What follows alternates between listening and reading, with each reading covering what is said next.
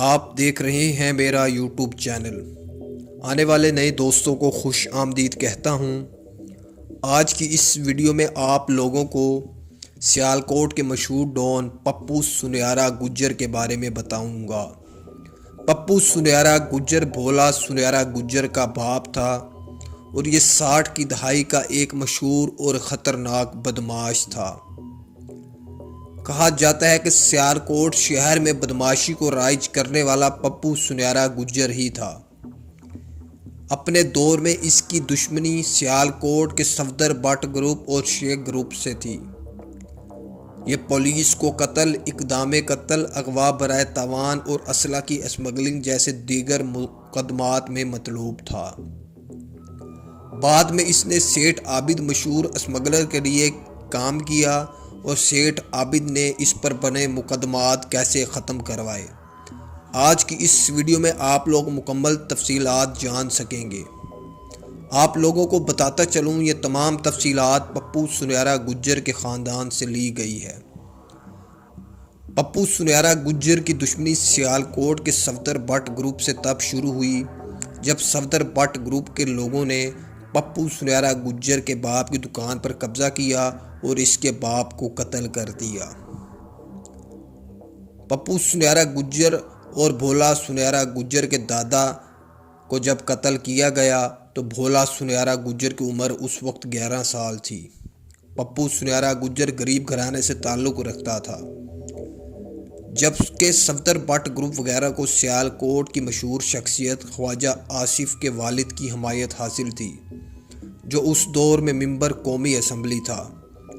पप्पू सुनैरा गुज्जर ने पुलिस में मुकदमा दर्ज करवाए तो सफदर बट ग्रुप के लोगों ने अपना सियासी असर और रसूख इस्तेमाल किया और इसके साथ पुलिस के अफसरान को भारी रिश्वत भी दी, जिसके नतीजे में पुलिस ने पप्पू सुनैरा गुज्जर और उसके 4 कज़नों पर ही झूठे मुकदमा दर्ज करके इन्हें जेल में बंद कर दिया। 7 साल तक इन्हें झूठे मुकदमात में जेल में बंद रखा गया था।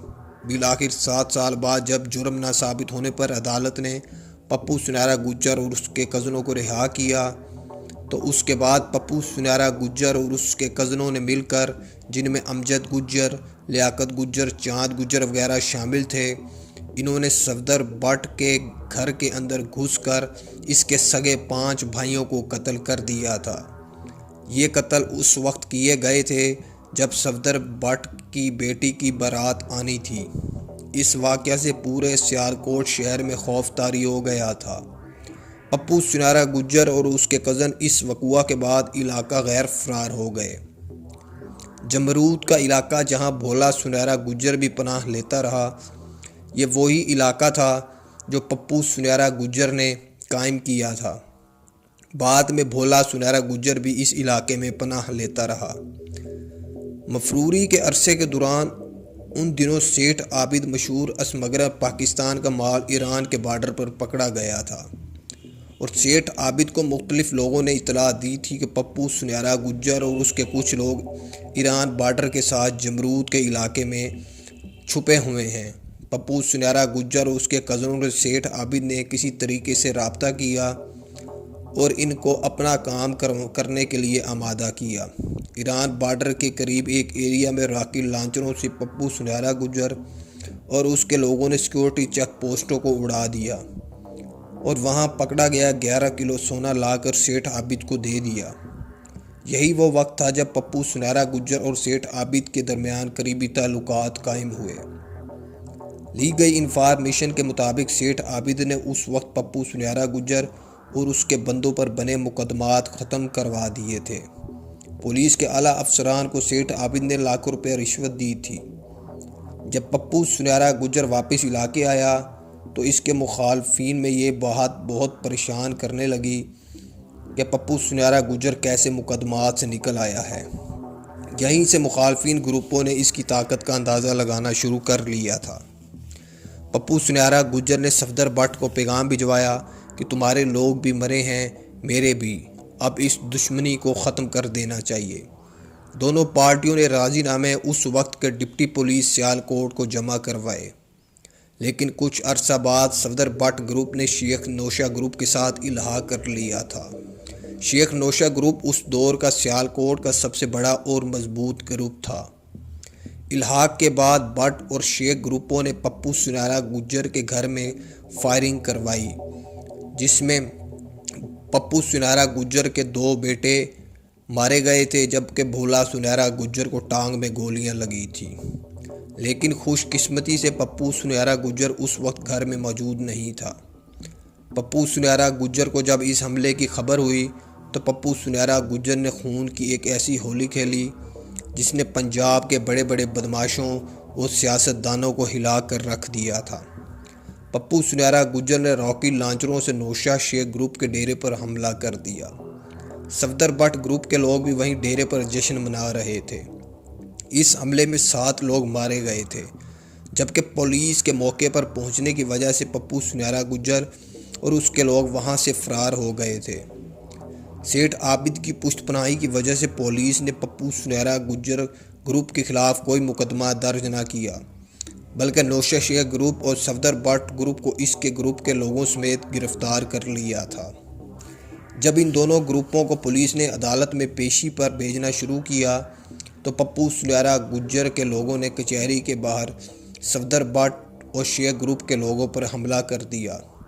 इस हमले में सफदर भट्ट और इसके 3 भाई मारे गए थे, जबकि शेख ग्रुप के भी 7 लोग कत्ल हो गए थे। पप्पू सुनहरा गुज्जर ने जेल के अंदर शेख नौशा को पैगाम भिजवाया था कि मैं तुम्हें काट कर तुम्हारी लाश को गाड़ी के पीछे बांधकर पूरे शहर में घुमाऊंगा। कहा जाता है कि इस बात ने शेख नौशा को बहुत परेशान कर दिया था और शेख नौशा ने जेल के अंदर खुदकुशी कर ली थी। इसके बाद सियालकोट शहर में सिर्फ पप्पू सुनहरा गुज्जर का नाम चलना शुरू हो गया था।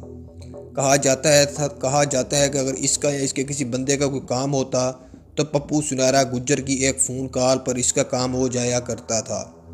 बड़े बड़े सियासतदान इसके डेरे पर आकर इसे मिला करते थे। लाहौर का मशहूर बदमाश बिल्ला ट्रकों वाला, छोटू तांबा, अमजद तेली जैसे उस दौर के बड़े बड़े और मशहूर इश्तिहारी भी पप्पू सुनहरा गुज्जर के मुरीद थे। सेठ आबिद की पुष्टपनाही की वजह से पप्पू सुनहरा गुज्जर ने असला की स्मगलिंग करना शुरू कर दी थी। इसका असला इंडिया, ईरान और बांग्लादेश जैसे इलाकों के अलावा पूरे पंजाब में भी स्मगल होता था। पप्पू सुनहरा गुज्जर ने सेठ आबिद को उस दौर में असले की स्मगलिंग से लाखों रुपए कमा कर दिए थे। उस दौर की एक बहुत बड़ी रकम थी। कहा जाता है कि सेठ आबिद के बहुत से राज पप्पू सुनहरा गुज्जर के पास थे। पप्पू सुनहरा गुज्जर एक हादसे में जब हलाक हुआ तो बहुत से लोगों ने सेठ आबिद की तरफ उंगलियां उठाना शुरू कर दी थी कि ये कत्ल सेठ आबिद ने करवाया है, लेकिन इस बात का ना तो कोई शवाहिद तब मिल सका और ना ही आज तक ये बात साबित हो सकी कि इस कत्ल में सेठ आबिद का हाथ शामिल था। शायद ये एक कुदरती मौत थी और इसकी किस्मत में एक हादसाती मौत ही लिखी थी। दोस्तों, मेरा वीडियो बनाने का मकसद आप लोगों को जुराइम की दुनिया से दूर रखना है, ताकि आप लोगों को पता लग सके कि बुराई का काम बुरा ही होता है। और मेरी आपके तमाम माँ बाप से दरख्वास्त है कि अपने बच्चों की परवरिश पर ख़ास तवज्जो दें और इन पर नज़र रखें ताकि ये बुरे कामों से दूर रहें।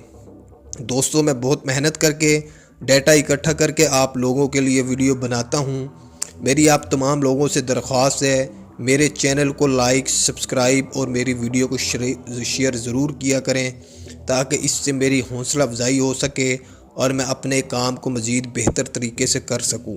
उम्मीद करता हूं कि आप लोग मेरे चैनल को बगैर सब्सक्राइब किए मेरी वीडियो देखे बगैर नहीं जाएंगे।